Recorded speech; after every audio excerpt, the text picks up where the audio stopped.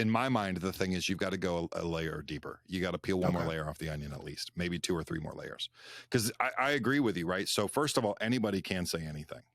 We get that. Right. But more importantly to me, this is the lesson I learned from Sean Lowe.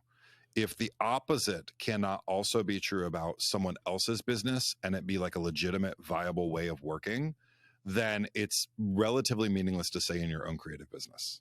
It is completely viable to say, I make stationery that follows all the rules. I make classic stationery. I make appropriate stationery, right? How many certain types of couples out there want to throw a big party, but don't want to look like they spent a lot of money because they come from a certain culture where there's like a modesty thing to it. And they may have $1 million wedding, but they don't want it to be ostentatious. And so it would be just as viable for someone to say, I am going to make you the most perfect Emily Post classic piece of stationery you can imagine. That's a totally viable way to run a business. And the opposite is also totally viable. I'm going to make a holy shit thing for you.